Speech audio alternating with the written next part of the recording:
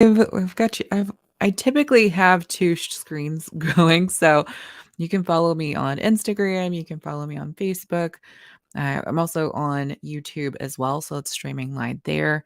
So, welcome to Decoding Business Wisdom. Today, we're really talking about daring to be great.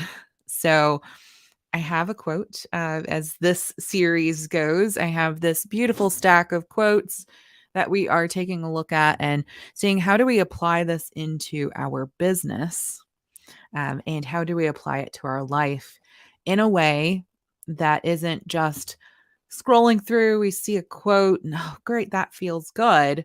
But how do we do this in a way that isn't just a feel good moment? How do we do it so that we can actually analyze these so they also don't make us feel guilty that we're not enough or something of that sort, because sometimes quotes can do that to us too. But how can we actually apply this to our life? So I was super happy. So I just pull one off this stack. I don't choose them. It just happens. And this one is Waldo Emerson, which I named my newest daughter Willow Emerson, like Waldo Emerson, because I'm such a fan. So here we go. Do not go where the path may lead. Go instead where there is no path and leave a trail. So I think this one is super fascinating because it's different when we're being a thought leader. It's different for life and it's different for business. So let's talk about this. Now, starting with business, we do not want to go where there's been no path, but in a way we do. What does that mean? Meaning, if there is a market, if they're like the weight loss market, the book writing market, the whatever market, if there is a market and people are doing it and people are thriving in those markets, that means that's the market you want to go in. You need to choose a market that has been validated. But once we're in that market, once we've chosen the category market, then we want to see what is missing.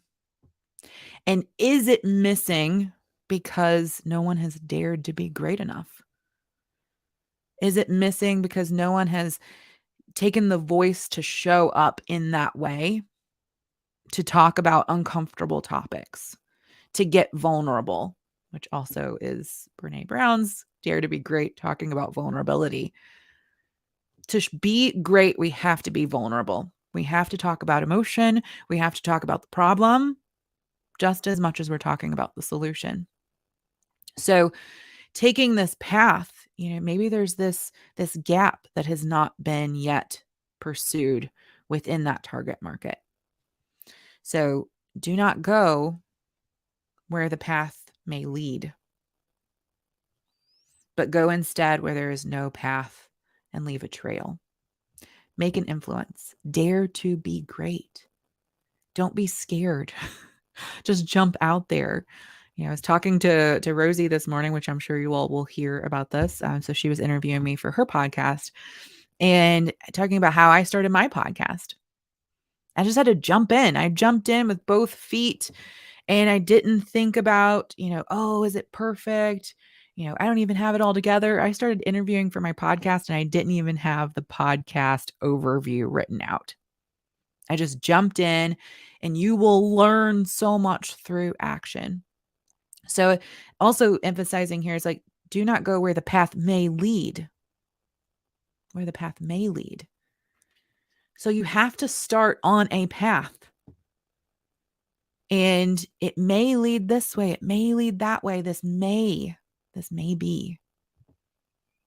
Don't get hung up. Don't get so attached to your destination. Yes, we should have a destination, but don't get so attached to your destination that you don't allow yourself to see the other opportunities that may be there. And instead, go where there is no path and leave a trail. We see so many people, I know specifically because my first degree was sports medicine, like there are a lot of Olympians that have set new standards, that have started new traditions, that have, it was like no one could run a mile under 4 minutes or under 5 minutes or whatever that number was. And then when someone did it, now it's a new norm. So you can create the new norm.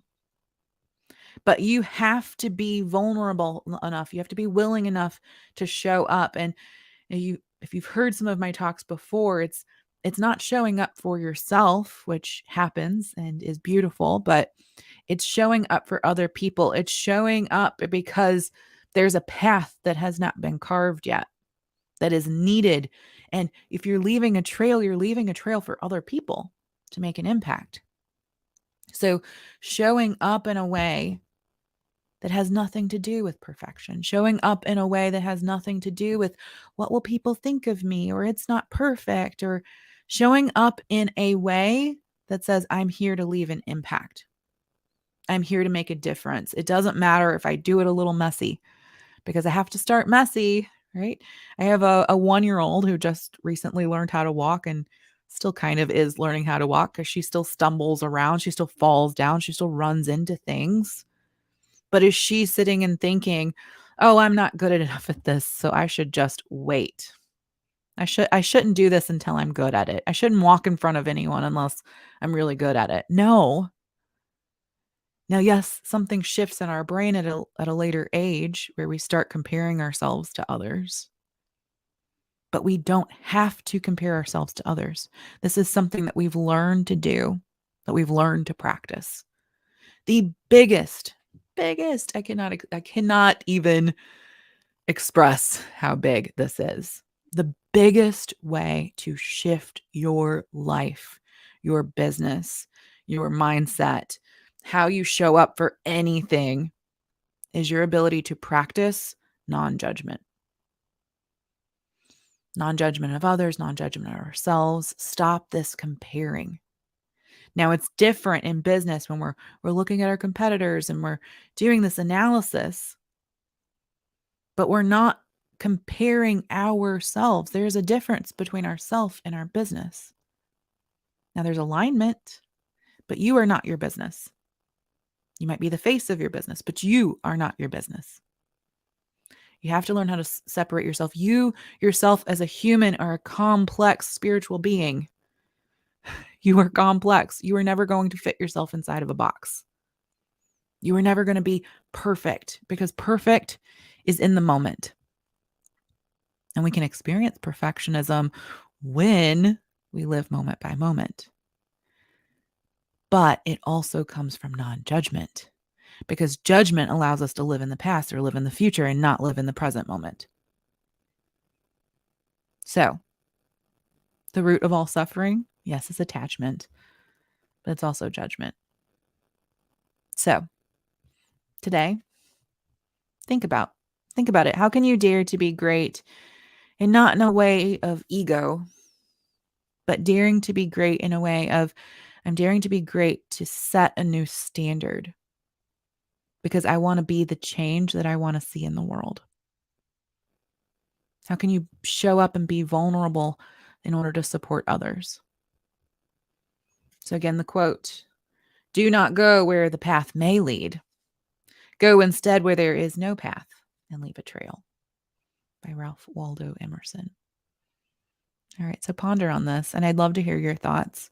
You can send me a message, you can drop a comment, but I love these deeper conversations. I really, truly believe that more deeper conversations need to be had and need to be experienced. So thanks for joining today. You can also find more deep conversations on my podcast, Magnified Abundance. There's lots of episodes coming, or you can join me live on Facebook as we do those interviews on Thursdays at 2 p.m. Eastern Standard Time. I'm Izzy Nally. I'll see you later.